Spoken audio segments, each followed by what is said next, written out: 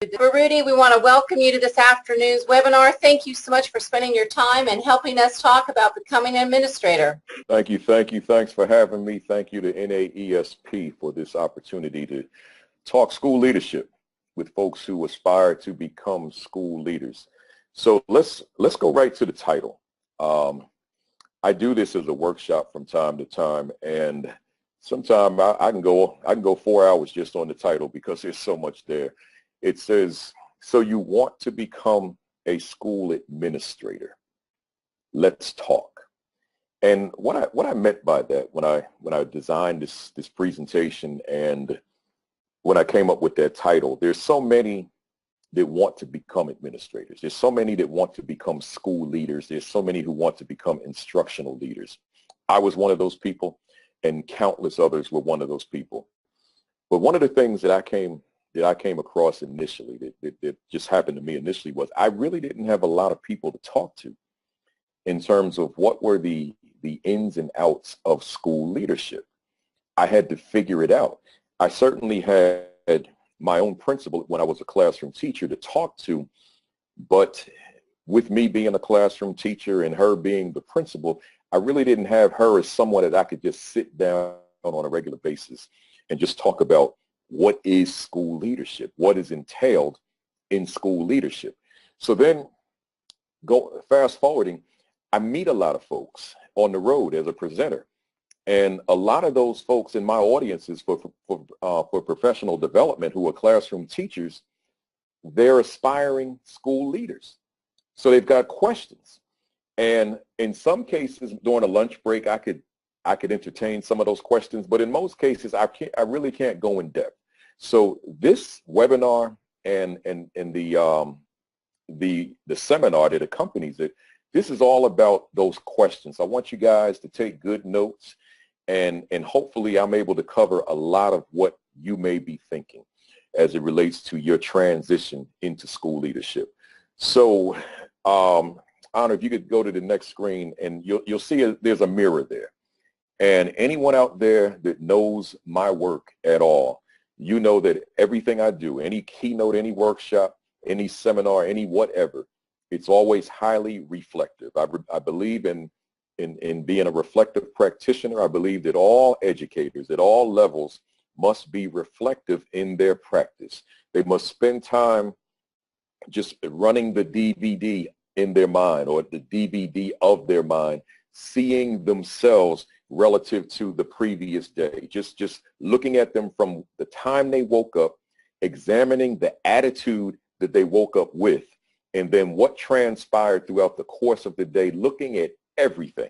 So here, and I might add, and then engaging in the self-assessment. So the self-reflection, the self-assessment, so that we could make intelligent adjustments, the self-adjustment to our practice. So here, I want you to kind of imagine yourself being the principal for a moment. I'll go to the next one. I want you to just kind of imagine you were the leader of your present school. So I'm going to make the assumption that everybody that's on here now with us live, and everyone who will watch this later on, that you're an aspiring leader. And I don't mean solely the folks who are non-administrators, but even the assistant principals. Because the world of the assistant principal versus the world of the principal are two very different worlds. It doesn't mean that a principal can't give an assistant principal maximum exposure to what the principalship is. But the reality is that assistant principal does not wear that title, principal. So the accountability relative to the buck stopping here on the shoulders of the principal is not necessarily falling on the shoulders of the assistant principal. So therefore, we're looking at two fundamentally different worlds when we compare the assistant principal to the principal. So I want you guys to, I want to take you on a journey, and I want you to imagine that you were the leader of your school, your present school, in whatever capacity in which you serve. And let's look at a few things here. So for example, number one, can you envision yourself as the leader of your school? Think of all the facets of leadership all the variables that you see your principal engage in. Can you see yourself there? And I'm saying to you that the answer must be yes, or I'm working on it. It's a work in progress. Because ultimately, you have to see yourself in that role. Because if you can't envision it, then it's going to be that much more of a challenge for you to ultimately assume that position. I'm saying, and I've always said, it's always easier to assume a new position when one can envision oneself already in it. It's like claiming a victory before taking the first step. So here you are claiming the principalship, claiming success as a principal before you take the first step in the principalship. So now you're watching your principal. You're watching every move he or she makes. You're watching the decisions that are being made. And then you're looking at yourself and you're asking yourself, how would I have handled it? How would I have done X, Y, and Z? Would I have done it the same? Would I have been consistent? Would I have done it differently? Would I have been drastic with the way I do it differently? What is it about how I may lead? And of course, we're speculating because we're not in the seat. But what is it about the way I would lead that may be different from how my current principal is leading?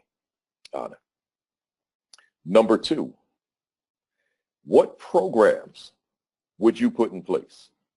In other words, I'm saying to you right now that here you are, perhaps classroom teacher. Here you are, perhaps in grad school, or maybe you haven't even taken your first course yet.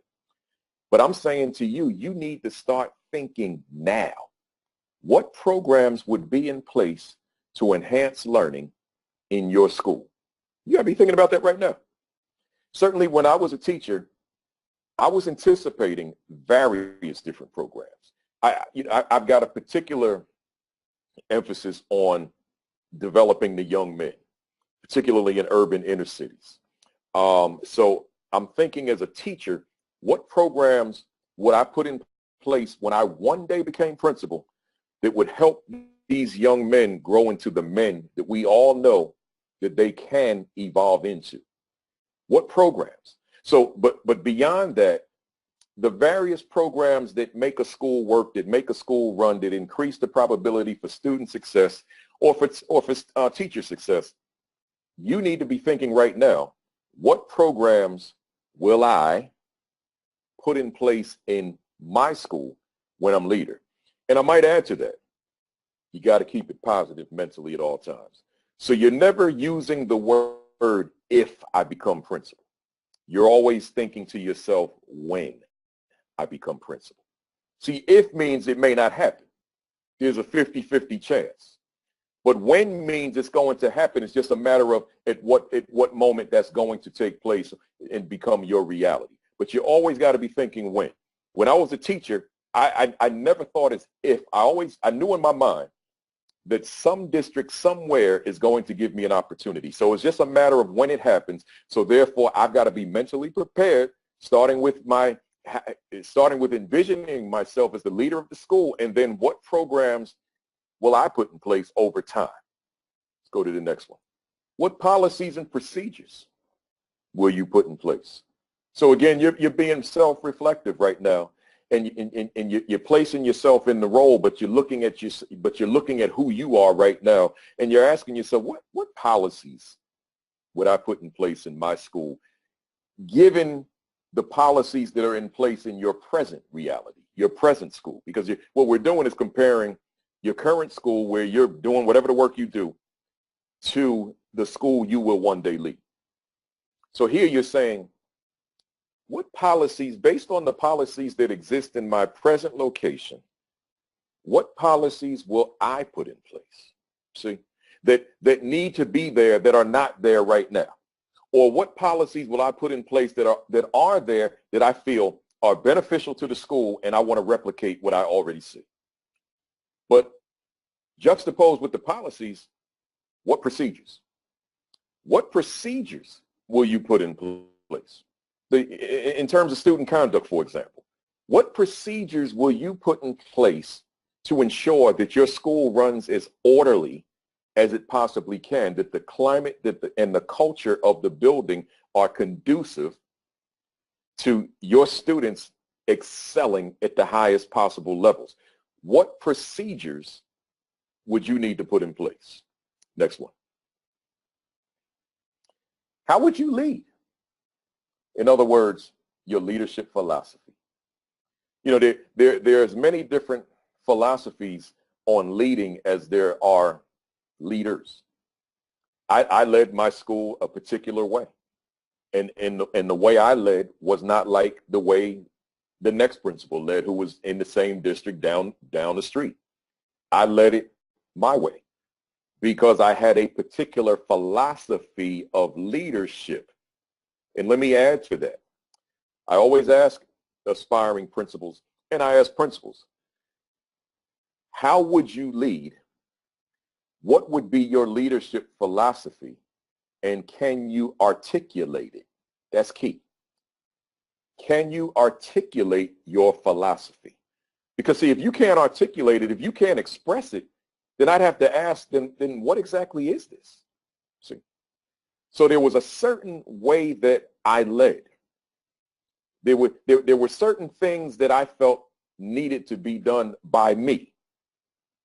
And they spoke to my philosophy of leading that I could articulate to someone else. So I'm saying that to say here, I just want you to think about, as you're just imagining that you were the leader of your school, what will be your leadership philosophy? And said differently, what will be your leadership style? See, so in other words, if I could be a little bit more concrete, when you walk into your building, what time would that be? If school starts at 8, when are you getting there? And whatever time you say, why so? Like, for example, when I'm visiting a school as a consultant, not as a presenter, but when I'm wearing the consulting hat, when I'm there to help a school to become better, to transform, and I see either a principal or an assistant principal arrive minutes before the students, or minutes before, or minutes after students start arriving, I question that. Because for me, I'm saying that speaks to this leader's leadership philosophy, leadership style. This leader feels that he or she can be optimally effective by arriving to the campus at the same time as the students. Now, for me, if school, just using 8 o'clock as a round number, if school starts at 8, I need to be there by 6:30. Let me tell you why. Because I'm a stickler for students walking into a classroom that is ready to receive them. So if I'm going to get there that early, I'm going to every classroom to inspect the cleanliness. I may wear a white glove so that I can touch the windowsill and see if there's any dust, or touch anything, because I want that classroom so immaculately clean that youngsters are walk into an environment, regardless of the fact that the school could be 100 years old, that they're in an environment that's ready for them. So I'm going to every classroom. I'm checking the floors. I'm checking the windowsills. I'm checking the desks. I'm checking the garbage cans. I'm checking the chalkboards. I'm checking the whiteboards. I'm checking everything to make sure that that classroom is ready, or to see if I need to have a conversation with my night crew and my head custodian to find out why the school wasn't ready to receive them. And then I'm looking at the hallway walls. I'm looking at the hallway floors. I want to see a reflection. When I look down, I want the floors to mirror a mirror. I want to be able to see me through the reflection of the wax floors, if it's that kind of tiling, right? Because I want young people to be able to walk into a school that is ready to receive them, which raises the probability for their success. So that's just a smidgen of leadership style. That was a part of my style. Then there's a whole host of other things I did in the morning, such as going out and greeting students, such as giving the morning message, those types of things. All of that spoke to my philosophy of leadership, my style of leadership. I'm asking you to imagine you were the leader of your school. What would be your philosophy? What would the first hour and a half look like for you? What would the first hour look like for you? What would the hour after the morning announcements or the morning convocation? And having morning announcements and morning convocation also speaks to your leadership style. So what would they look like? And then after they're done, if they're part of your routine, what would that first hour afterwards look like? What would the next 2 hours, the next 3 hours, the next 4 hours and on until the day is completed? What would they look like under your leadership? How different would they be from your principal who is currently leading the school? So again, I want you to think about who you will be as leader. And a lot of who you will be or who you will become as leader is rooted in who you are as person. See, a lot of who I am fed who I was as the leader of the school. So you've got to consider that as well. Let's go to the next one. It says, what decisions would you make in all aspects of your school? So again, that goes to what I said before. I don't have to belabor this one. You're looking at everything your principal does, everything the assistant principal does, everything the coaches do, everything that anybody in leadership does, but you're also looking at what your colleagues do, because there's a relationship, obviously, between the colleagues and administration. There's a correlation between administration and colleagues. So here you are, you're questioning yourself, what decisions would I make if I were in that position regarding all aspects of the school? Go to the next one. Next, it says, how similar would your leadership be to the present administration?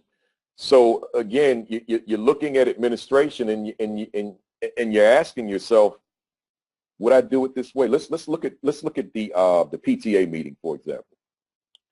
There are some schools where the PTA, depending on where you are and what level, maximum number of parents of the PTA might be 3 to 5 parents.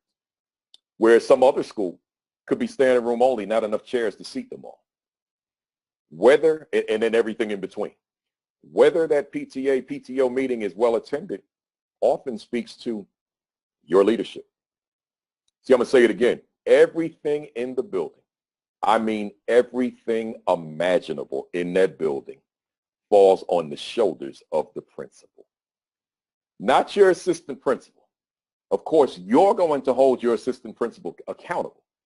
But everything that happens in that school, and when I say everything, I mean capital letters, everything that happens in that building, including the performance of your assistant principal, is on you. See? So you've got to look at that. So now as you consider that and look at the similarity between your leadership and the leadership in your school. So we're looking at this PTA. What would you do differently to ensure maximum numbers at every parent meeting that you have? See, what would you do, or if the numbers are there, how would you sustain what the current principal is doing through your leadership? So you're looking at the leader, you're looking at you. How can I become different? How can I replicate what I see? But the bottom line to all of this, you're not waiting until you land the position to start considering these 6 bullet points I put up thus far. You're thinking about this right now. I mean, you may not have even taken one credit course yet. You may not have even been accepted. You may not have even taken the entrance examination, but you know you're going to take it. So therefore, since you know you're going to take it, you got to start thinking like a leader right now. Let's go to the next one. What would you do differently? And I've been talking about that. I've been kind of going ahead of myself. So next one, Anna. How would you utilize your assistant principals? Oh, man. I could do this whole webinar and then add 5 more to it to respond to this question. How would you utilize your assistant principals? I'm out here in St. Louis, and we just talked about that with the St. Louis administrative leadership team in terms of how the assistant principal is used. See, if you're noticing in your school that the assistant principal is being used as a disciplinarian, you got to ask yourself, is that how I'm going to use my assistant principal? Just imagine, if you will, if that assistant principal is responsible for evaluating 50% of the staff. Here's the question. Why would you expect that staff to grow if that staff is being evaluated and observed by an administrator that doesn't have time to see them. Because that administrator is so inundated with discipline and classroom management issues because of this macro issue called climate and culture, which manifests itself in disciplinary issues and concerns. You got to start paying attention to that macro right now, that climate culture, so that the discipline is not an issue, so that your assistant principals can be those instructional leaders that you must be. You cannot afford to one day be a principal and your assistants are disciplinarians. I could get my 19-year-old daughter to read disciplinary referrals. What do I need an assistant principal to do that for? An assistant principal has to be one of the instructional leaders of the school. One of my mentors told me many years ago when I was in my apprenticeship, my internship for my own principalship. He said to me, he said, Kafele, don't ever forget, the purpose of your supervision of staff, teachers, is the continued improvement of instruction. Let me say that again. The purpose of your supervision of staff is the continued improvement of instruction, period. That stayed with me forever, folks. Because now I've got to live in classrooms. I've got to provide feedback. My assistant principal has to do the same thing because I'm only responsible for half the staff, or whatever the percentage is, depending on how many assistant principals. They're responsible for a percentage of staff as well. They're responsible for the continued improvement of instruction for staff too, because when they improve in instruction, children learn at optimal levels. But if that assistant principal is in some room reading disciplinary referrals and giving speeches about being a better behaved student, then those teachers that are assigned to that assistant principal are in trouble. And thereby those students are in trouble. And thereby that school is in trouble. And thereby that community is in trouble. Because there's an assistant principal in that building that has no relationship to staff pedagogically. Let that marinate for a second. Let's go to the next one. How would your school be a different school if you were leading it? So that goes right back to the title. How would it be a different place? A totally different school, because the one variable that changed, everything there was there when you got it, except one thing, you. You're that one variable that came in that was a different variable from everything else that was already there.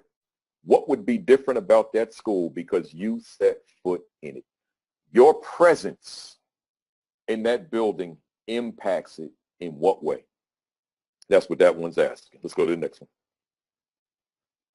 Would your school be a better school if you were the leader of it? Would your school be a better school if you were the leader of it? That's another seminar that I do by that title. And I just want you, I will challenge each and every one of you to take that title and own it. I wrote it. I'm giving it to you. I want you to own that one. Embrace it. Would my school be a better school if I were the leader of it? Is your school a better school if you're the one that's the leader of it? See, so just take that, make it yours. The way I use it reflectively. Is my school a better school because I lead it? But here's how I really say it. Let me just give it to you the way I do it when I'm on somebody's stage. Is my school a better school because I lead it? You hear that emphasis? I'm asking you, is it a better school because you're the one that's in that building? Let's move on, Anna. So here we go. The life of a principal. I want to talk to you. I think it's about 10 bullet points, or 10 or 12, and then we're going to wrap it up. First and foremost, principals wear countless hats in the span of any given 30-minute block of time throughout the course of a day. Hey, somebody out there in webinar world, you got to understand that. If you're one that can't balance the changing and the changing and the changing of hats in a second's notice, let me tell you something. This might not be for you. Remember the title of this webinar? So, you want to become a principal, or you want to become a school administrator? Let's talk. See, that's the title here. So here I'm saying you could be dealing with whatever situation.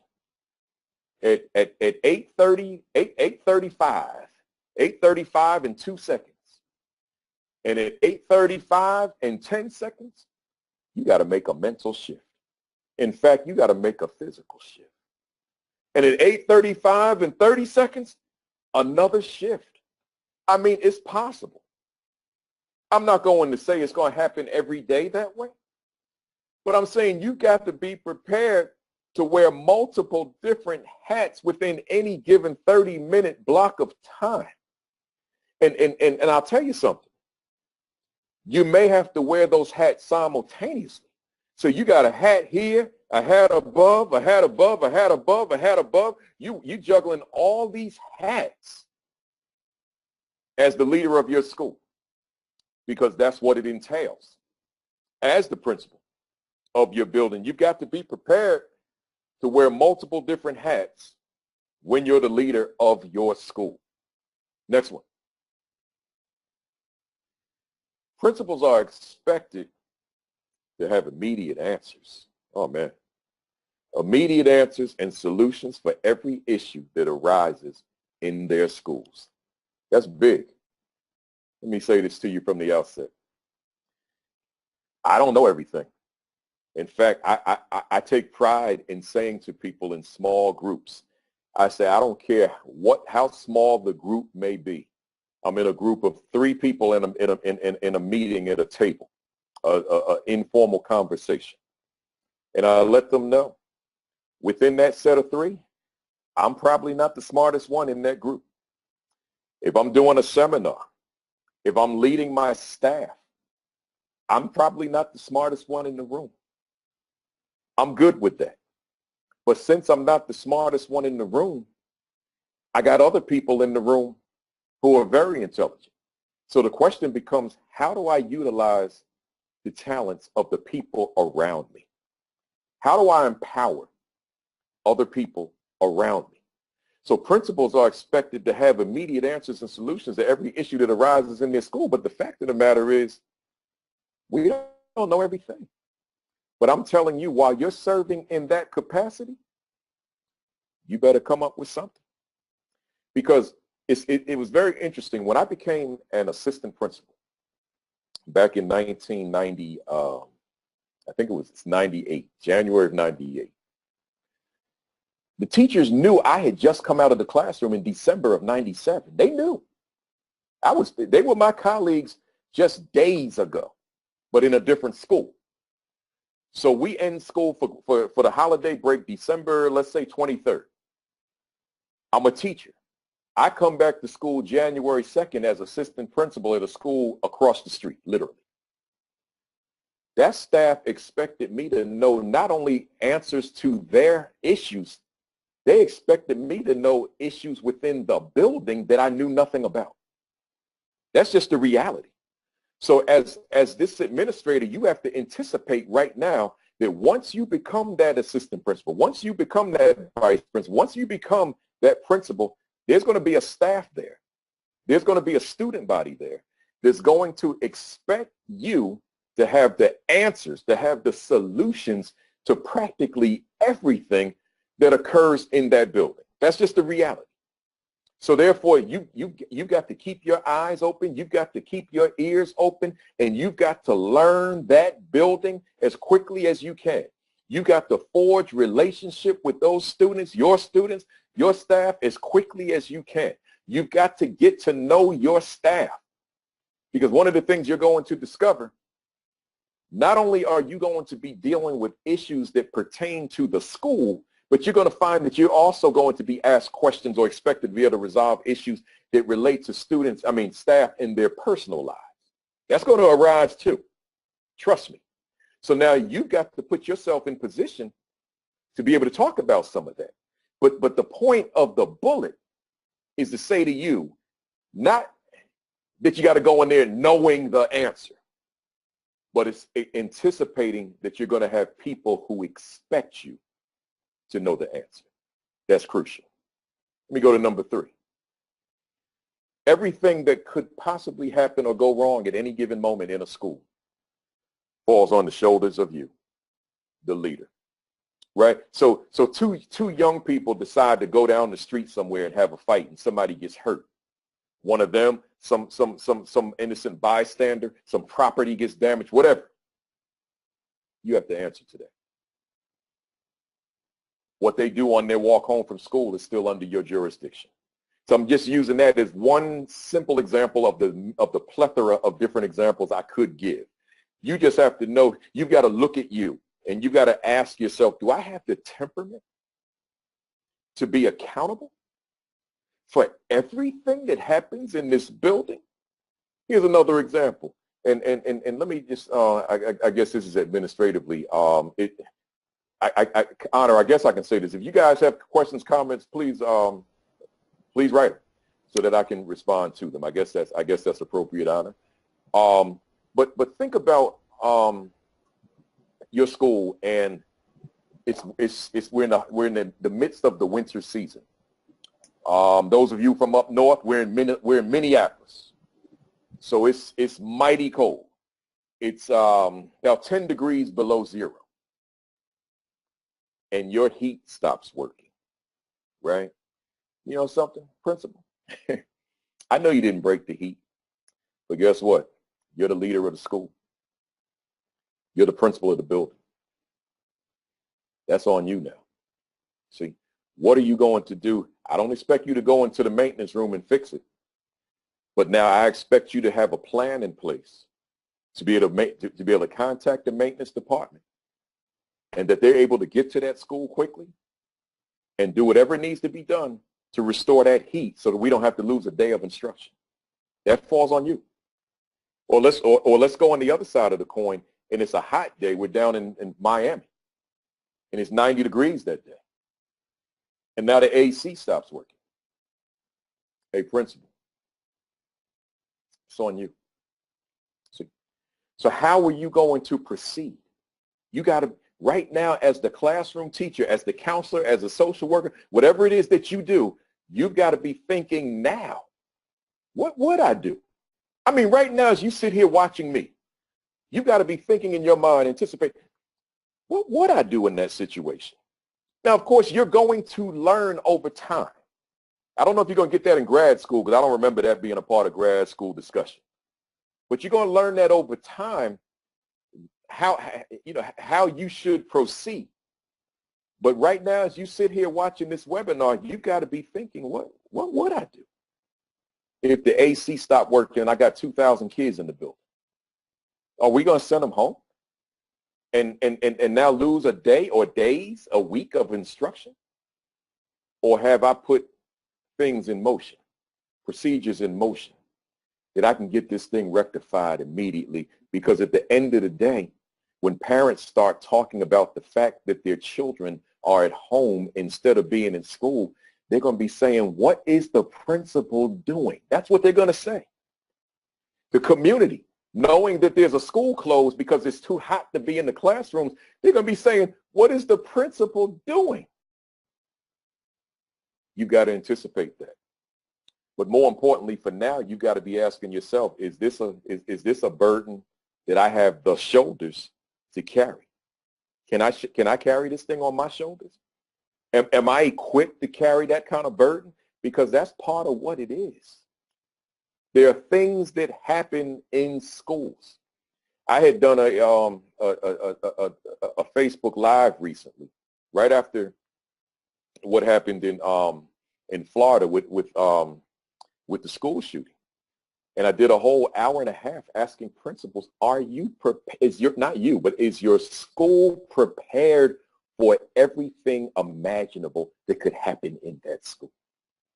So, for example, just to hammer the point home about this third one, if you did a lockdown drill,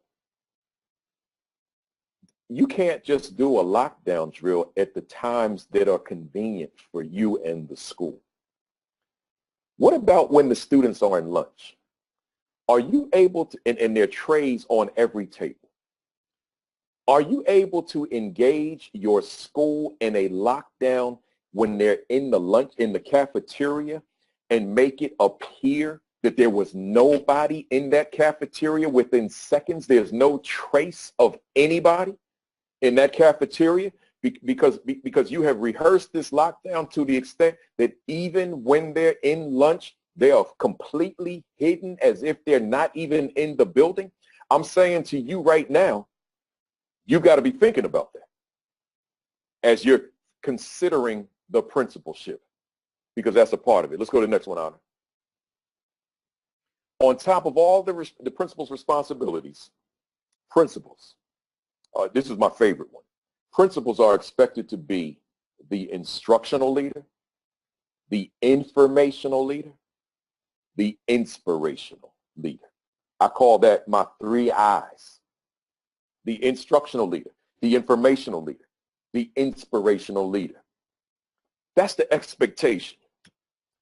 You're expected to live in classrooms. You can throw out all the excuses you want as to why you can't be present in classrooms. Whatever those excuses are, that's your truth. But at the end of the day, the bottom line, if you're not in those classrooms, you can't say that you're leading that school instructionally because you don't know what's going on in those classrooms. Let's say, let me give you this hypothetical, and I won't stay on this one too long. I got a few more to go. Let's say that youngster is in a classroom and you've been given the report that this particular youngster is failing miserably, but you've never been in the class to see it. And it turns out over time, to make a long story short, that the reason that youngster is failing miserably is because teacher is giving the class, including this youngster, a heavy dose of auditory learning, auditory instruction, I should say, a heavy dosage of auditory instruction. And this kid just doesn't learn auditorially. This youngster is highly visual. Just like these bullet points on the screen, this youngster can't function without being able to see the learning so that youngster can process, make sense out of the learning. So now teacher or teachers have concerns about this miserable failure that's happening with this kid. And now even conversations are occurring with the child study team as to what we can do.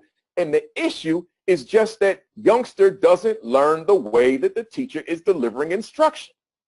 But if you're not in the classroom to observe that, you'll never know it.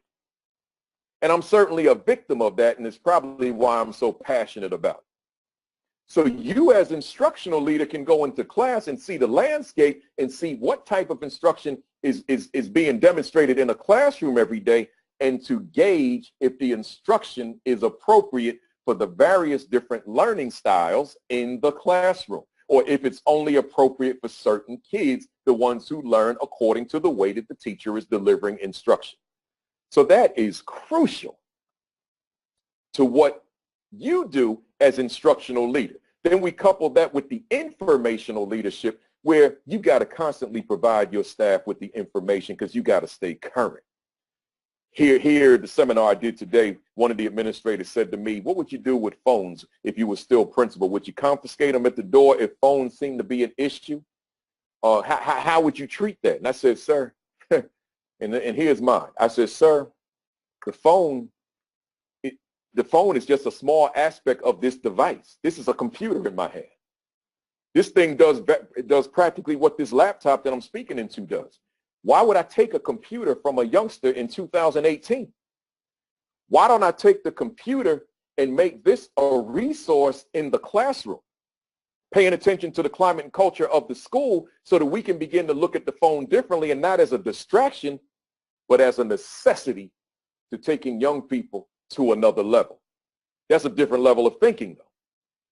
But that's that informational leadership. That's that discussion that we're having with staff. And then that inspirational leader and students, that inspirational leader is that leader to make sure that he or she brings the fire, brings the energy, brings the enthusiasm, brings the excitement to the classroom every day. Principal understands, I can't have a school that's uninspiring. I can't have a school that doesn't have life, that doesn't speak life into the students. I've got to have a school that's energized, a school that's enthused, that brings about enthusiasm for young people. I've got to have a school where the leadership brings the fire to the youngsters and the staff every day. That's that inspirational leader. And that's not me saying you got to be charismatic.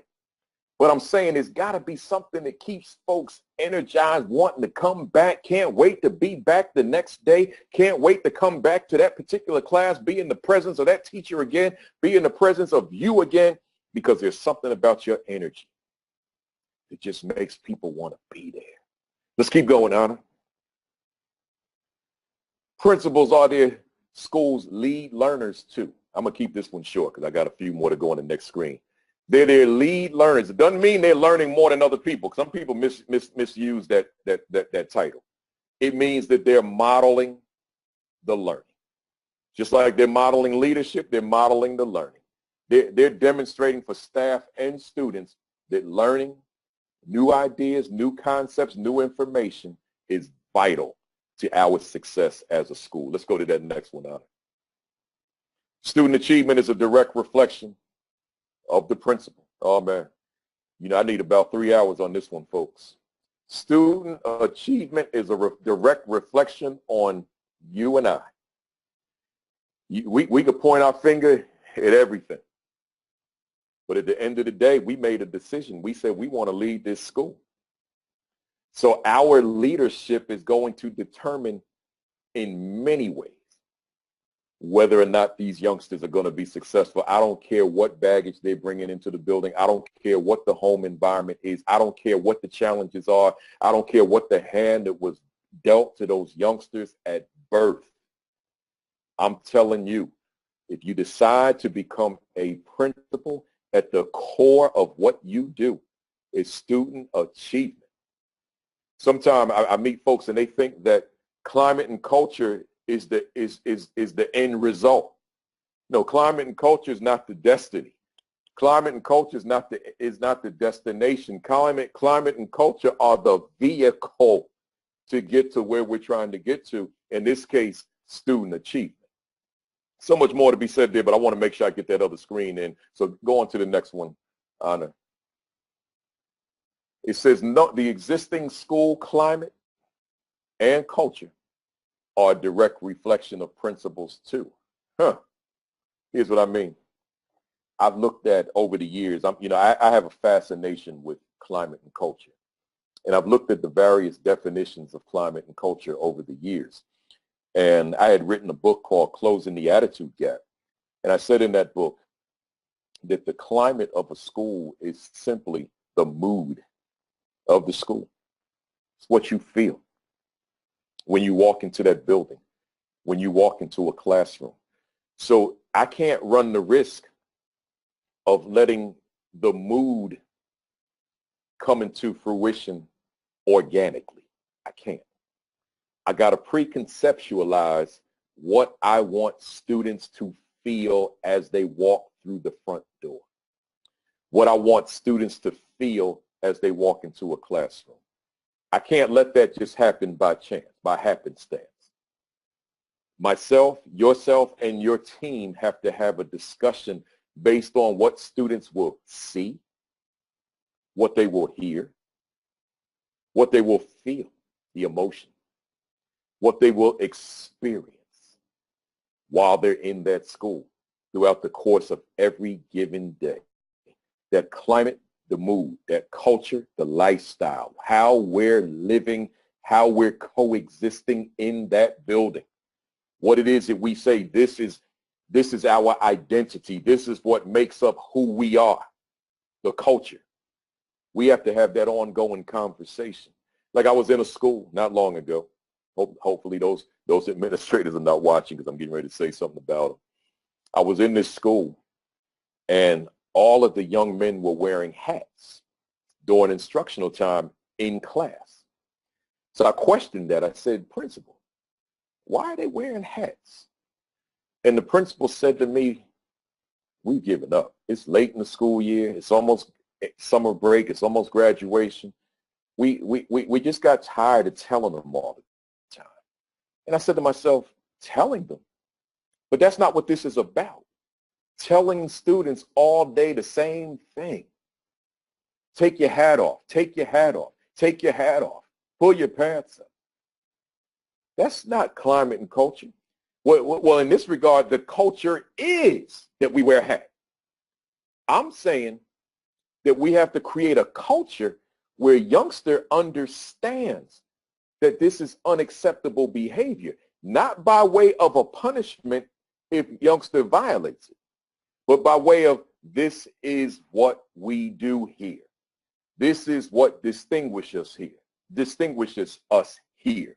This is what gives us identity here and makes us separate and apart from everyone else because of the culture that we operate within. So I'm saying to the aspiring principal or aspiring school administrator here, you've got to consider right now that climate and culture that will be a part of your school are an extension of you. They're a reflection of you. So you got to be thinking about that right now. What will you and your team say? What are the policies, the procedures, the programs that you will put in place to ensure, if not guarantee, that the climate and culture of your school are conducive to children who may be coming from some very difficult situations, that those kids have the willingness to be great, to be extraordinary, to be phenomenal, to be amazing at what they do. Let's go to the next one out. We're almost done, folks. Principals. And I have to move this to see this. Okay, here we go. Principals are expected to be experts in school law, school finance, and the school curriculum. Oh, man. I need more than a bullet point on that one. Once you decide I want to be principal, you got to know the law as if you were an attorney. You can't go to state statutes and school and state codes and school district policy on every decision you make. You got to know the law. I would recommend to you right now that you get your hands on your state statutes that govern your school districts in your state codes. I would recommend you get your hands on that material today. If you aspire to become a principal, when I went through the internship, my mentor required that I read those books inside and out along with district policy.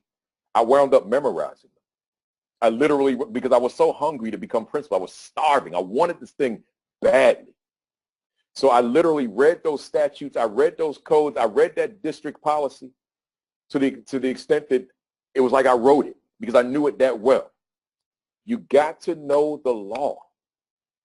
So you're expected to know it. Again, not pulling out some book, some manual, some statute book, and now you flipping through, okay, this just happened in my school. Let me see what it says. I mean, there's nothing wrong with going to see to confirm that you're making the right decision, but you got to go in there knowing school law. But you got to know school finance. You got to know how to balance a budget. You depending on the size of your school, you may have a $5 million budget or more. You have to know how to allocate that money. And then you got to know how to spend that money. So you've got to, so not only are you an instructional person, but you're an attorney and you're an accountant. You've got to be pretty masterful with numbers. I don't mean you got to be a mathematician, but you got to know how to balance a budget, right? You got to know how to allocate funds. You got to know how to prioritize. You got to know how to earmark. You got to know how to manage and control a budget. So let's say you're an assistant principal and your principal, for whatever the reason, doesn't trust you, doesn't have confidence in you, doesn't see you in that role. They see you as disciplinarian. And now someone decides that you're ready for the principalship at the superintendent level, and now you become principal and you know nothing about a school budget. So now here you got a $5 million budget, you got a $10 million budget, and you don't know the first thing about a school budget because you weren't prepared. So I'm telling you right now, while you're this classroom teacher, you start familiarizing yourself. Go to your principal and ask your principal, can you groom me? Can you enlighten me?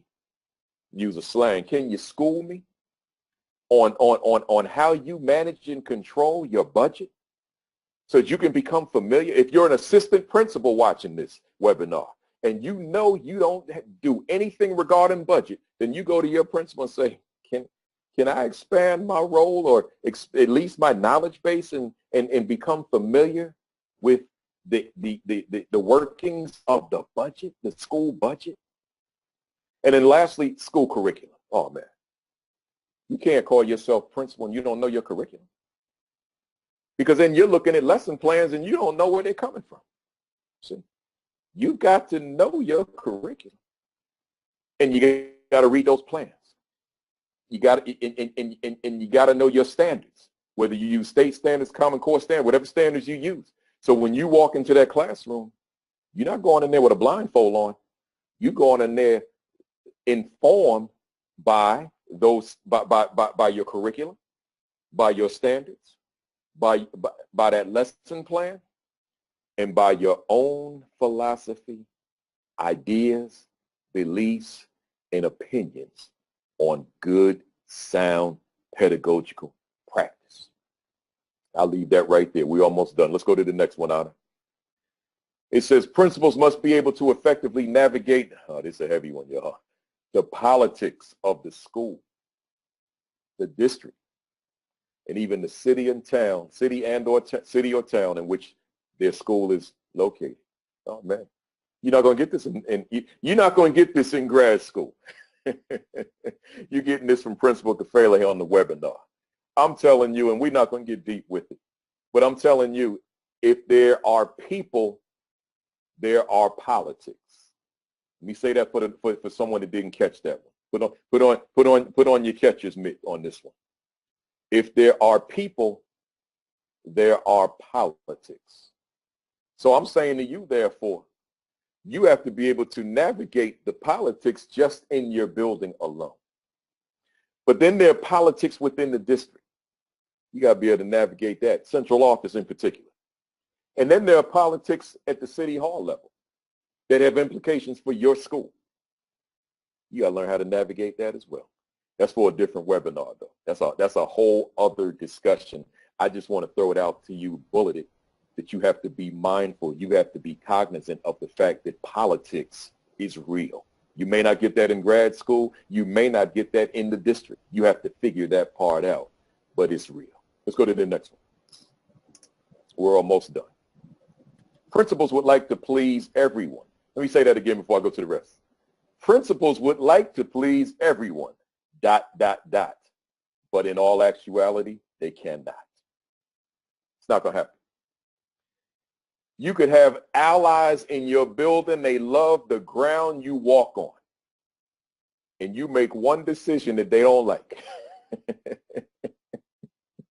And now you got to mend fences with that individual. They've been riding with you for the long haul. That's a slang, y'all. They've been riding with you for the long haul. And now you made a decision that they don't like. And now they upset with you. They having a conversation about you in the parking lot, down the hall when they think you're not around. I'm telling you, you want to be a principal, then your skin has got to be thick.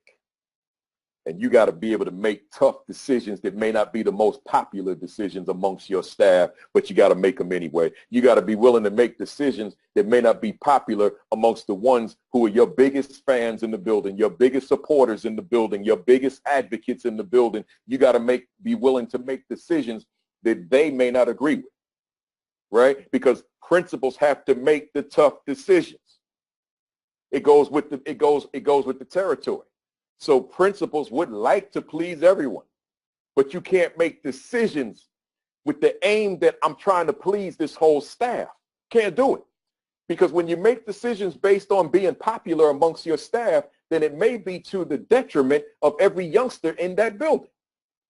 So you don't make decisions so that I can be popular. You make decisions to make sure that they're the best possible decisions for your school. I see what time it is. Let's go to that next one. I'll run through this one quickly. Principals have families too, but they must devote so much of their time, energy to their schools that they sometimes, and for some oftentimes, neglect their own family. So let me give you the short version of that. Make sure that you have a balance, but also make sure that your significant other or your family, whatever your support system is outside of school, that they understand your mission so that you don't have those issues. Because as a new principal, you will be spending a lot of time in that building. You will be doing 12 and 14-hour days. You will be working 8, 9, 10, 12-hour Saturdays and Sundays as a new principal until you figure this thing out and figure out how to delegate authority to all these other folks on the building who may be smarter than you. Remember I said that before. You may not be the smartest one in the room. So as you learn to empower others, then you can reduce a lot of that time. I think there's one more. Anna, hit that last one for me. Principals are human beings with real human emotions. So therefore, make sure that you don't treat yourself as a machine. I treated my body as a machine. I thought I was superhuman, and I was eating any old thing. I was eating fast food. I was gaining all this weight, sugar, sweets, salt intake was high, all that kind of stuff. And what happened to me on May 1st, 2015? Bam! Heart attack on stage at the University of Miami with a microphone in my hand talking to about 200 administrators. I thought I was Superman. I didn't know that that the food I was eating could take me down. So I'm saying to you, principals are human beings. Don't think you're a machine and bad things health-wise only happen to other people. It can happen to you if you're not taking care of you. So you got to take care of you and to enable you to take care of others, meaning your school. And then lastly, principals have human emotions. It's all right to cry. It's all right to break down, because I'm telling you, with many of you watching this webinar, those days are going to come. Try not to do it in the midst of your staff and students, though. When you get to your car, when you get to your home, when you get to your significant other, then you break down. But then you build yourself right back up, get back up on your feet, and be ready to go into that school tomorrow and crush all the challenges, all the distractions, all the obstacles, all the pressures, all the demands. Whatever it is that broke you down yesterday, you ready now to go into that school and crush it all and have a phenomenal day toward having a phenomenal year with your young people. With that being said, it's 3 o'clock. I am done. I got it all in. And I appreciate you guys, but before you go, the facilitator here has something to say to you. Go ahead, Anna. Thank you, Baruti. This has been wonderful. We've gotten quite a few questions, which unfortunately we don't have time for. There is one question that keeps resonating with several folks that have written in, so I'm going to go ahead and ask it because I think it'll address several people's comments. And that is, when they're applying for this position, how do you make yourself stand out? How would you interview? What would be a key strategy that you would tell them to do to get ready to get the job? Folks, I'm glad you asked that question. Don't leave until I'm done. Listen, I'm giving you the short answer. Honor, I hope I'm allowed to give you this answer. Sure. I was getting that question a zillion times throughout the years. I sat in a hotel room in Lake Tahoe, California, right next to Nevada, and recorded a video 45 minutes long in a hotel called Thoughts to Consider for the Assistant Principal Job Interview. It went viral within seconds. And I said in the video facetiously, when you get the job, because I was that confident about the content, I said, when you get the job, you better call me and thank me, or hit me up on social media and thank me. Well, I didn't realize that hundreds of people were going to call me, at least 500, to say, meaning every day in my world since I made that video in April of 2017, calls today to say, Principal Kafele, I got the job. So I went on and made a second one, a part 2, because I knew part 1 didn't have enough. It was 45 minutes. I added another 45, 90 minutes. I'm telling you how to go to the interview prepared to say to the person, I'm your guy. I'm your woman. So I made that video. Then I made the video to say how to get noticed to get the job, to get the interview. Then I made the video to say what to do if you don't get offered the position, what's your next step? And I made the video to say, if I get the job, what do I do now? Then I made 2 more for the assistant principal who wants to be the principal. About an hour and 45 minutes, the interview, thoughts to consider for the principal job interview. So I'm saying that to say it's an 8 video set. It's on my YouTube channel, Principal Kafele's message to new and aspiring principals. And check those videos out. And I could sit here in this St. Louis hotel room and tell you, I promise you, that if you do everything the video says, you're gonna be the next one on my phone, or the next one on my email, or the next one on my social media saying, Principal Kafele, thank you. Got the job. Thank you, Principal Kafele.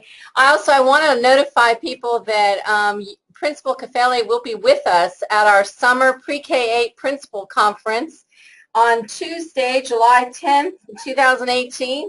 He's going to be doing a presentation on, is your school better because you lead it? And I hope that you all will look at, here is our website on our summer conference, so I hope you all will check that out and ask your questions in person. I mean, I'm sure that Principal Kafele would love to chat with you and help you, and so we encourage you all to come to the conference and network with other principals, network with Principal Kafele, and join us there in the summer in Orlando, Florida. Thank you again, everyone. Appreciate your participation this afternoon. Thank you, Baruti. It was wonderful listening to you again. I appreciate it. Thank you, everybody. I appreciate you guys coming on board this afternoon.